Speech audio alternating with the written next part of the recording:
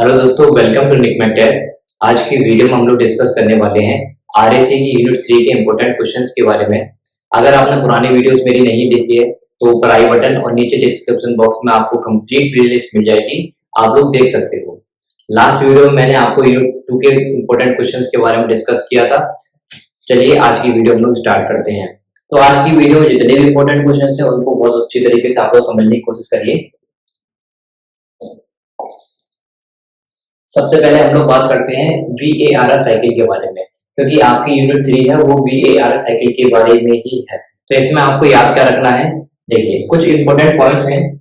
Refrigerant is produced by absorbing the vapour using suitable absorbent, यानी कि इसमें हम लोग रेफ्रिजरेशन किस तरीके से प्रोड्यूस करते हैं, एब्जॉर्बिंग द वेपर, वेपर को एब्जॉर्ब करते हैं, उसकी मदद से हम लोग क्या करते हैं, रेफ्रिजरेशन प्रोड्यूस करते हैं। और इसमें आपको क्या याद रखना है, आपने VCRS साइकिल पढ़ी होगी, उसके कंपैरिजन में यहाँ पर हम लोग VARS साइकिल में compressor is replaced by generator, यहाँ पर हम कंप्रेसर को जनरेटर से रिप्लेस कर देते हैं। प्रेशर रिड्यूसिंग वाल्व और एब्जॉर्बर एंड, ठीक है। यहाँ पर आपको याद रखना है जो VARS साइकिल होती है इसकी COP होती है वो कितनी होती है, 0.3 से लेके 0.5 तक की COP होती है। और अगर हम नेक्स्ट पॉइंट के बारे में डिस्कस करें, VARS is less noisy in comparison to VCRS, यानी कि VCRS जो साइकिल होती है वो ज्यादा नॉइज प्रोड्यूस करती है और VARS साइकिल जो होती है कम नॉइज प्रोड्यूस करती है। यहाँ पर एक चीज आपको याद रखनी है, इन this system thermal energy is used while in VCRS system mechanical energy used, यानी कि हम लोग VCRS सिस्टम में मैकेनिकल एनर्जी का यूज कर रहे थे और यहाँ पर हम लोग थर्मल एनर्जी का यूज करते हैं। और जितने भी हमारे जो वेस्ट निकलते हैं कंपनी के अंदर या फिर इंडस्ट्रियल जो वेस्ट होता है उनका ज्यादा यूज करते हैं हम VARS साइकिल में। तो देखिए waste energy from industries can be used from VARS, ठीक है। VARS में वेस्ट एनर्जी का यूज हम करते हैं। और यहाँ पर power plant energy, solar energy can also be used in VARS cycle. तो कुछ इंपॉर्टेंट पॉइंट्स हैं आपको एग्जाम में लिखने के लिए, मैंने यहाँ पर आपको लिख दिए हैं, आप लोग आसानी से बता सकते हो कि भाई VARS साइकिल क्या होती है, उसके बारे में कुछ पॉइंट आपको लिख देने हैं। उसके बाद आपको क्या बनाना है, डायग्राम बनानी है, फिर इसकी COP निकालनी है, सिंपल ये फंडा है। चलिए अब हम इसको समझते हैं। भाई सबसे पहले VARS साइकिल में हम लोग जो हमारी साइकिल पूछी जाती है एग्जाम के अंदर, एक तो आपकी लिथियम ब्रोमाइड, ठीक है, और दूसरी आपकी क्या पूछी जाती है, अमोनिया वाली। तो देखिए अमोनिया वाटर VARS साइकिल के बारे में पहले हम लोग समझते हैं। आपके जो एग्जाम में दो ही साइकिल आएंगी, एक तो लिथियम ब्रोमाइड वाली आएगी, ठीक है, इसका यूज करके हम लोग साइकिल जो ड्रॉ करते हैं VARS साइकिल, और दूसरी आएगी हमारी NH3 वाटर यानी कि अमोनिया वाटर वाली। तो ये जो साइकिल को अच्छी तरीके से समझेंगे। तो सबसे पहले हम लोग समझते हैं अमोनिया वाली, अमोनिया वाटर VARS। अब इसमें याद रखना है आपको, जो अमोनिया है उसको हम लोग ऐसा रेफ्रिजरेंट यूज करते हैं। क्या याद रखना है, तो अमोनिया को हम लोग ऐसा रेफ्रिजरेंट यूज कर रहे हैं और वाटर को हम लोग ऐसा एब्जॉर्बर यूज कर रहे हैं, ये बात आपको याद रखनी है। चलिए आगे बढ़ते हैं हम लोग। In order to remove the water particles from the ammonia vapours, analyser and rectifier assembly is used, ठीक है। क्या यूज करते हैं हम लोग, एनालाइजर और रेक्टिफायर असेंबली यूज करते हैं, जिसको जो हमारे वाटर पार्टिकल्स हैं या फिर अमोनिया है, अमोनिया वेपर्स में से वाटर पार्टिकल्स को अलग करने के लिए ये यूज करते हैं हम लोग। चलिए इसके डायग्राम को हम लोग समझते हैं अच्छी तरीके से, किस तरीके से ये वर्क करता है। तो ये इंपॉर्टेंट है आपके लिए, ठीक है। ये हमारी अमोनिया वाली है, NH3 वाटर, ये वाली साइकिल है, इसको समझिए। देखा यहाँ पर समझने के लिए सबसे पहले आपको क्या याद रखना है कि मान लो हमारे पास ये क्या है, जनरेटर है। क्या है दोस्तों, ये हमारे पास क्या है, जनरेटर है, ये हमने जनरेटर बनाया ये। अब यहाँ से हम लोग क्या कर रहे हैं, अब जनरेटर को हमें हीट देनी पड़ेगी, तो हमने क्या किया, कुछ ना कुछ हीट जनरेट की इसके अंदर, और इसके अंदर ही हमारे पास क्या है, NH3 और वाटर, यानी कि अमोनिया और वाटर दोनों इसके अंदर प्रोड्यूस है, ठीक है। और थोड़ी सी हीट हो रही है, इसके क्या हो रहा है दोस्तों, थोड़ी सी हीट हो रही है। तो यहाँ से क्या निकलेंगे हमारे, ये जो आपको दिखाई दे रही है, ये हमारे क्या है, NH3 के यानी कि अमोनिया के जो वेपर्स पार्टिकल्स हैं वो यहाँ से रिलीज हो रहे हैं ऊपर की तरफ। तो हमने यहाँ जनरेटर को क्या दी, हीट दी। अब हीट कैसे दे सकते हैं, सोलर प्लेट वगैरह लगा के हमने कुछ ना कुछ अपना जुगाड़ कर लिया, वहां से हमने हीट दी, ठीक है। तो यहाँ पर वाटर और NH3 दोनों चीज प्रेजेंट है इसके अंदर। तो यहाँ पे जैसे हीट मिलेगी तो यहाँ से NH3 वाटर जो वेपर्स है वो ऊपर की तरफ चलेंगे। और यहाँ पर क्या है, हमारी जब हीटर हो जाएगा तो हमारी कैसी साइड जाएगी, हाई प्रेशर साइड हो जाएगी, यानी कि बहुत ज्यादा गर्म हो जाएगा। तो यहाँ से फिर हम लोग कहाँ भेजेंगे, यहाँ पर हीट रिजेक्टर में, यानी कि ये हमारे पास क्या है, ये हमने कंडेंसर लगा दिया दोस्तों। क्या लगा दिया, कंडेंसर लगा दिया। तो यहाँ से जो वेपर निकले हमने कहाँ भेज दी, कंडेंसर में भेज दिए। ठीक है, और कंडेंसर में हमने एक रॉड लगा दी ताकि जो हीट वगैरह होगी उसको हमने क्या कर रिजेक्ट कर दी। यहाँ से गर्म हाई प्रेशर साइड से हमारी गर्म होकर आई और हमने हीट रिजेक्ट कर दी, थोड़ा ठंडा हो गया। ठीक है, कंडेंसर में। फिर वहां से हमने क्या भेजा, इसके नीचे की तरफ भेजा, यहाँ पर एक्सपेंशन बॉल में। अब याद रखना, जब एक्सपेंशन बॉल में हमने भेजा तो यहाँ पर क्या है, हमारी जो अमोनिया है वो कैसी फॉर्म में है, लिक्विड फॉर्म में है। ठीक है, थोड़ा सा प्रेशर हमारा थोड़ी हीट उसमें थोड़ी सी कम हो रखी है, तो लिक्विड प्रेशर में यहाँ पे। फिर अमोनिया को हमने क्या किया, एक्सपेंशन बॉल के बाद हमने भेजे यहाँ पर इवापोरेटर के अंदर। अब इवापोरेटर में क्या हो रहा है दोस्तों, ये जो लिक्विड फॉर्म में थी एक्सपेंशन डिवाइस के अंदर अमोनिया हमारी एवापोरेटर में गई, एवापोरेटर में क्या हो गया, इसको वेपर बन गया दोबारा से, है ना। तो वेपर बन गया, लेकिन जो लिक्विड एक्सपेंशन डिवाइस में हमारी NH3 लिक्विड जो थी लो प्रेशर में थी, और एवापोरेटर में जाने के बाद भी NH3 वेपर बन गई, लेकिन प्रेशर कैसा रहा, लो प्रेशर ही रहा। ठीक है, उसके बाद हमने कहाँ भेज दिया इसको, कूलिंग वाटर में, है ना। कहाँ भेज दिया, यहाँ पर हमने एब्जॉर्बर में भेज दिया। हमारे पास क्या है, ये हमारे पास एब्जॉर्बर है। ठीक है, ये क्या करेगा, अमोनिया को एब्जॉर्ब करेगा, ये हमने यहाँ पर भेज दिया। और यहाँ पर हमने एक रोड लगा दी थोड़ी कूलिंग के लिए। ठीक है, अब अच्छा देखो, यहाँ पर हमने जनरेटर था, यहाँ पर जनरेटर में क्या हो रहा था, हमारी वही NH3 और वाटर को हीटअप कर रहे थे हम लोग पेपर में बनाने के लिए। तो ये क्या थी, हाई प्रेशर साइड थी, बहुत ज्यादा हीटअप वगैरह थी, तो हमने इसको कहाँ भेजा, यहाँ पर भेजा। ठीक है, यहाँ भेजा, इसके थ्रू निकाला हमारे पास। ये हमारे क्या है, प्रेशर रिड्यूसिंग वाल्व लगी हुई है, यहाँ पर हमने इसको निकाला। और इसके बाद हमने कहा भेज दिया, एब्जॉर्बर भेज दिया। तो हाई प्रेशर को लो प्रेशर में थोड़ा सा कन्वर्ट किया, यहाँ पर भेज दिया। अब ऐसे यहाँ से देखो वेपर हमारे पास आ रहा है, ऐसी वेपर वो भी यहाँ जा रहा है। यहाँ के थ्रू फिर हमने क्या किया, इसको अलग करने के लिए पंप में भेज दिया। तो पंप लिक्विड फॉर्म, मतलब लिक्विड फॉर्म में है थोड़ा बहुत, है ना। तो पंप के थ्रू हमने क्या किया, दो आग से ऊपर भेज दिया, और भेजने के बाद हमने फिर इसमें डाल दिया। ठीक है, तो इस तरीके से हमारी साइकिल पूरी चलती रहती है। ठीक है, तो यही होती है हमारी वेपर एब्जॉर्प्शन रेफ्रिजरेशन सिस्टम, तो यही इसकी साइकिल होती है। चलिए इसके बारे में कुछ और हम लोग समझते हैं थोड़ा बहुत। अब देखो इसकी सीओपी निकालना सीखते हैं हम लोग कि किस तरीके से हम लोग इसकी सीओपी निकालते हैं। Maximum COP of IDBARS cycle. तो सबसे पहले हम लोग ये बात करते हैं, हमने लगाई एनर्जी बैलेंस इक्वेशन ना, एनर्जी बैलेंस का यूज करके हमने ये बनाया। सपोज दैट हमारे पास क्या है, BAR साइकिल लगी है। ठीक है, और यहाँ पर आपको पता है ये हमारे पास क्या है, Q एवापोरेटर है, और क्या है, हीट एब्जॉर्बर है, ये हमारा एवापोरेटर है। ये हमारा हीट कहाँ, कंडेंसर में है, और ये क्या है, हमारी हीट जनरेटेड है, और ये क्या है, वर्क है ना, पंप का वर्क।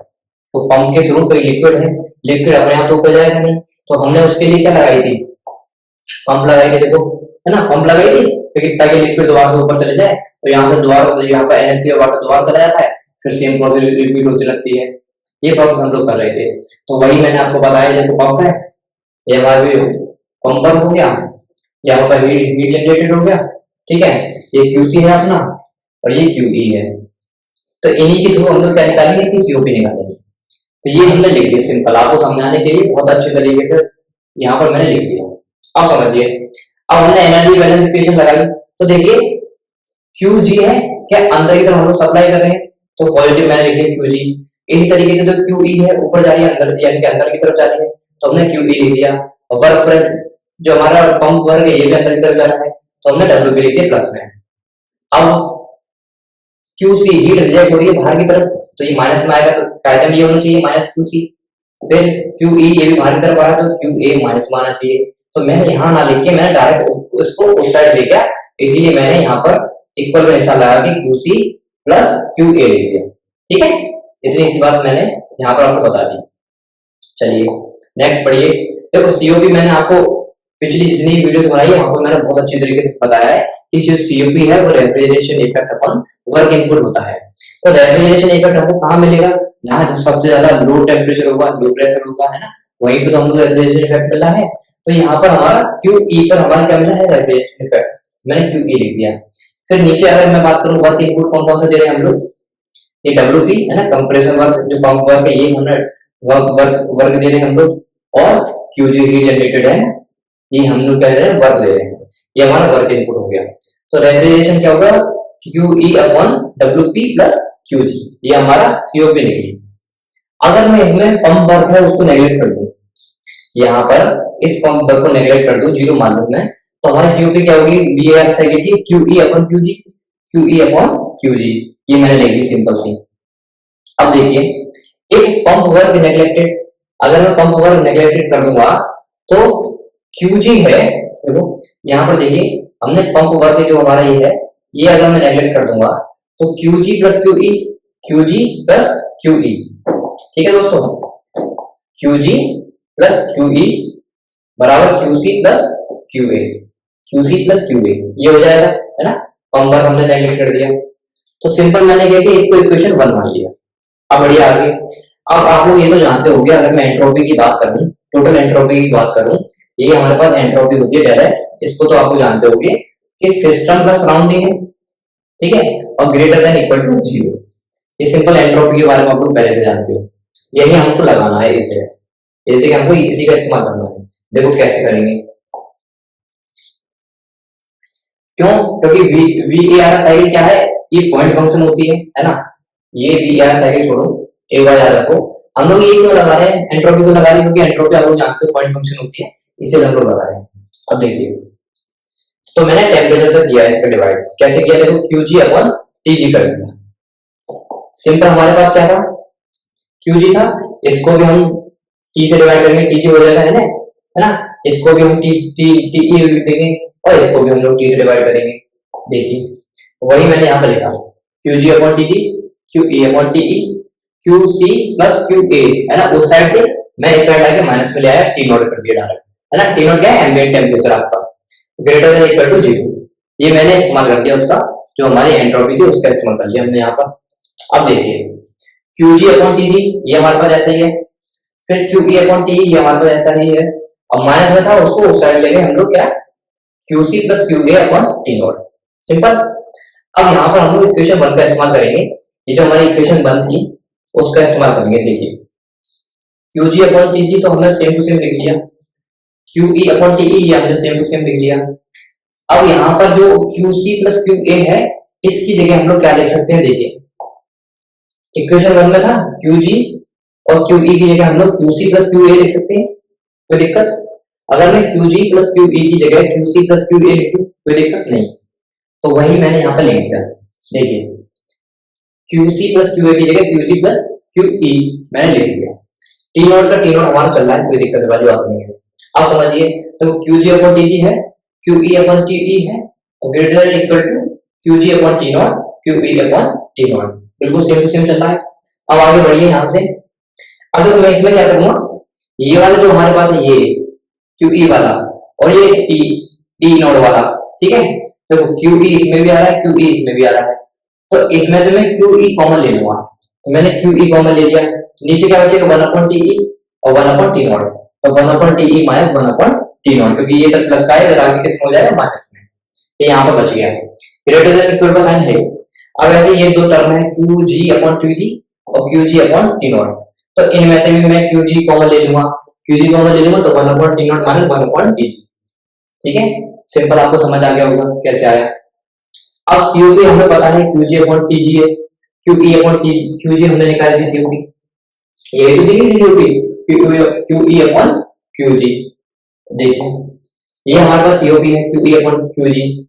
अब QE के साथ क्या है, 1 upon TE upon 1 upon T note, तो 1 upon TE minus 1 upon T note, QG के साथ में क्या है, 1 upon T note minus 1 upon TG, तो 1 upon T note minus 1 upon TG। I hope आपको अच्छी तरीके से समझ आ रहा होगा। अब समझिए मैंने क्या किया, इसका एलसीएम लिया यहाँ पर, अगर मैं यहाँ पर एलसीएम लूंगा इसका, तो क्या आ जाएगा हमारा TE T नोट, ठीक है, और ये क्या आ जाएगा तुम्हारा T नोट माइनस, है ना, TE, T note minus TE आ जाएगा, इसका ये आ जाएगा। इसी तरीके से हम लोग इसको सॉल्व करेंगे, तो हमारा क्या आएगा दोस्तों, T नोट TG, ठीक है, फिर TG माइनस T नोट, ये आ जाएगा। इसको सॉल्व करते हैं इस तरीके से, सिंपल एलसीएम के थ्रू, ये आपने सॉल्व कर लिया। तो वही चीज मैंने यहाँ लिख दी, इसकी जगह मैंने क्या लिख दिया, T G minus T not upon T not minus T G into T G.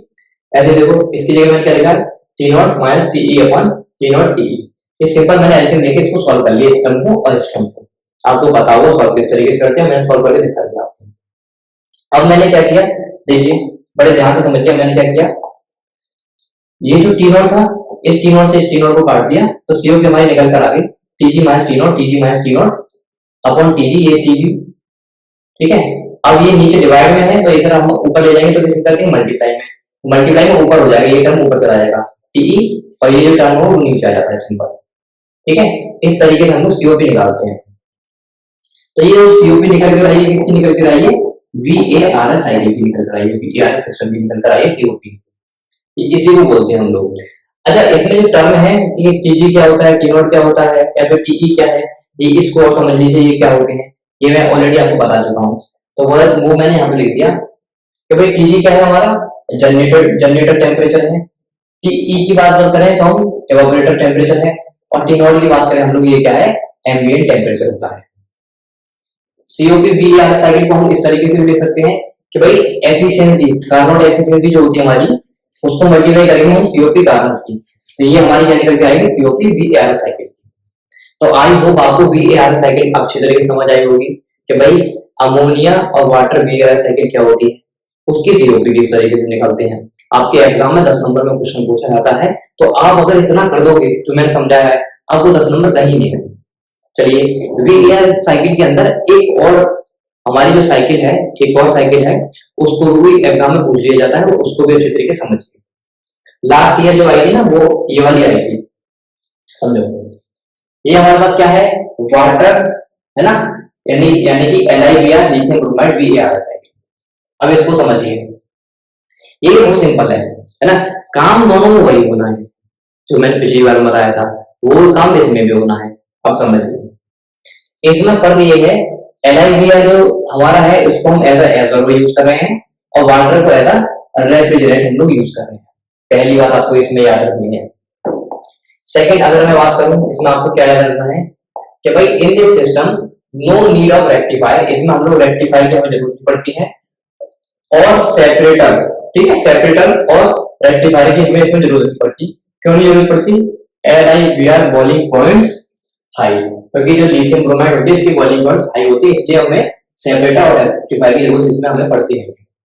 So only water will evaporate, तो इसीलिए यहाँ पर केवल वाटर ही एवापोरेट होता है। देखिए, it is use in a air conditioning system, इसको हम लोग एयर कंडीशनिंग सिस्टम में यूज करते हैं। क्यों, because we can not go below 0 degree, है ना, since we are using as a refrigerant, हम 0 डिग्री से नीचे जा ही नहीं सकते क्योंकि हम एज अ रेफ्रिजरेंट यूज कर रहे हैं। देखो, brine solution also called LiVr, brine solution को हम लोग LiVr भी बोलते हैं। कौन सा brine solution, NaCl brine solution. ठीक है, अगर मैं एप्लीकेशन की बात करूं भाई, इसकी एप्लीकेशंस क्या क्या हैं, large capacity air conditioning applications हैं इसकी, और use in food storage, food storage में हम लोग यूज करते हैं, एयर कंडीशनिंग में यूज करते हैं, एयर कंडीशनिंग, है ना, रिक्रिएशन व्हीकल्स। चलिए, ये कुछ एप्लीकेशंस हो गई, कुछ इसके बारे में डिस्कशन हो गया। अब इसके डायग्राम को अच्छे तरीके से समझते हैं। देखो, ये है हमारे पास LiVr सॉल्यूशन की डायग्राम। अब इसको समझिए, मान लो मैंने एक बॉक्स बनाया, ये है ना, ये जो बॉक्स बनाया इसको हमने क्या बोल दिया, एवापोरेटर बोल दिया। इस एवापोरेटर में हो क्या रहा है, इसमें हमारे पास वाटर है, क्या है दोस्तों, वाटर है, और यहाँ पर हमने नीचे बनाया है कोल्ड रीजन। अरे ये क्या है, कोल्ड रीजन है, यहाँ से हमें थोड़ी सी ठंडा करने के लिए हमने, कोल्ड रीजन है, इसको ठंडा करने के लिए, इसको टेम्परेचर डाउन करने के लिए हमने यहाँ पर वाटर ले लिया, इसमें सॉल्यूशन ले लिया। कौन कौन सा सॉल्यूशन ले लिया, LiVr सॉल्यूशन ले लिया। ठीक है, अब यहाँ से क्या हो रहा है, हीट रिजेक्ट हो रही है भाई, एटमॉस्फेयर की जो बाहर से जो हीट फील होगी कुछ और अपने अंदर एब्जॉर्ब करेगा, जब एब्जॉर्ब करेगा तो यहाँ से क्या होगी, हीट रिजर्व, हीट रिजेक्ट होगी, और यहाँ पर जो वाटर के वेपर होंगे, वाटर है ना, इसमें क्या है, वाटर भरा हुआ नीचे तक, सब वाटर भरा हुआ, तो वाटर के वेपर जो होंगे वो ऊपर की तरफ चले जाएंगे ऐसे, है ना। जब हीट हल्का सा हो रहा है ना, बाहर से हीट दे रहे हैं, तो वाटर वेपर फॉर्म में आएगा, वेपर यहाँ, वेपर जो होंगे वो इकट्ठे होके यहाँ चले जाएंगे।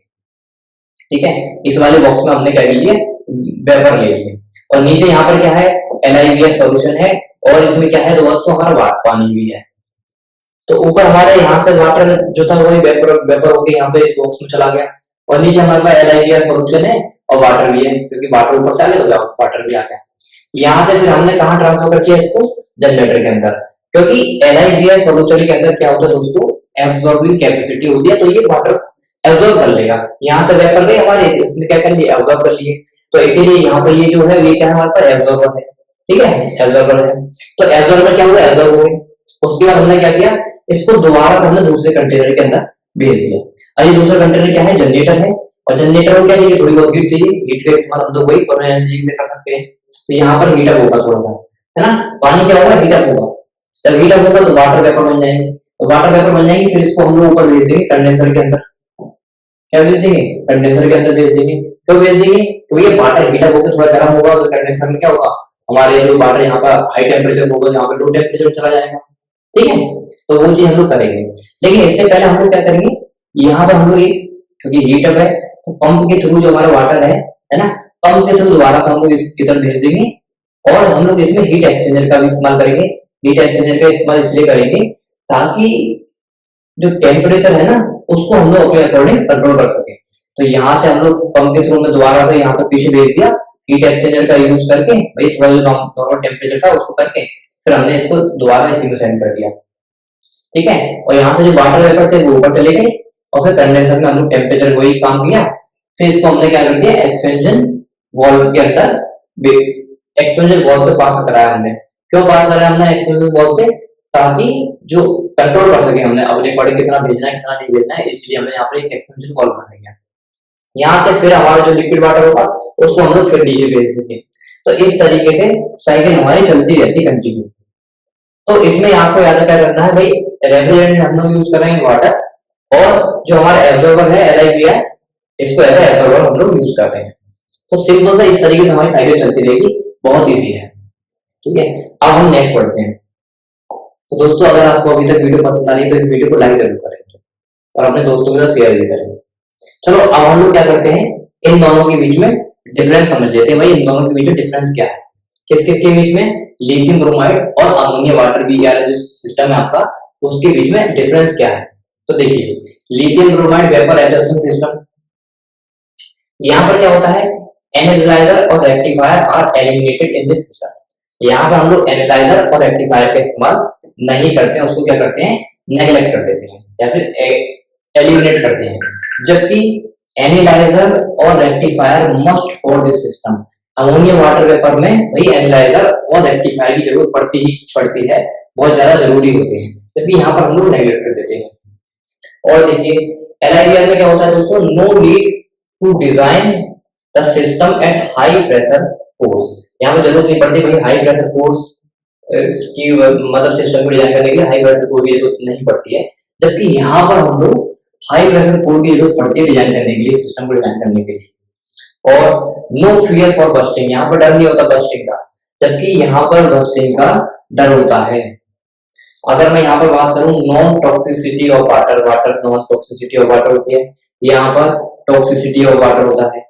और देखिए negligible energy required for the pumping system, है ना, पंपिंग सिस्टम के लिए नेग्लिजिबल एनर्जी की जरूरत पड़ती है।